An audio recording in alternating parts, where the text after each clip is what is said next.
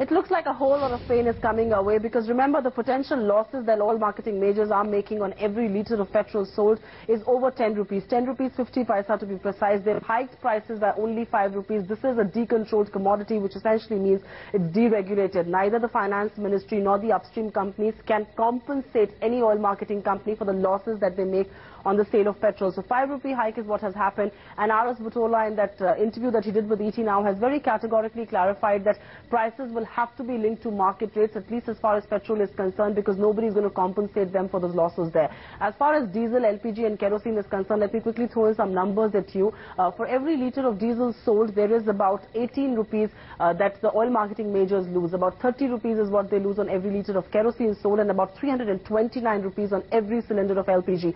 With those kind of losses and a mounting subsidy burden, the finance ministry is also in no mood and in no position perhaps to compensate them for their losses, and which is why the EGOM will meet shortly, sometime after the 22nd, and decide on a price hike there. But it's a given, there will be a price hike, and it will perhaps, if at all 5 rupee hike in petrol is anything to go by, it will be a rather steep price hike coming in for diesel. Diesel could be costlier by 4 to 5 rupees, and even LPG could be costlier somewhere in the range of 35 to 40 rupees per cylinder sold.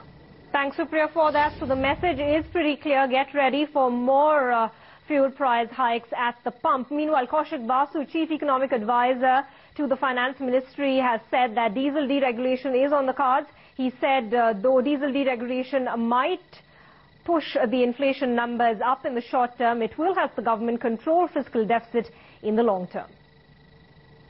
Diesel decontrol is something that is in principle on the cards. We have talked about it in the past.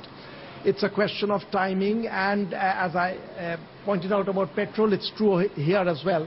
As soon as you decontrol this price, if there is a rise in price of diesel, that will feed into a little bit of short-term inflation, but in the long run it will allow us to consolidate the fiscal deficit better.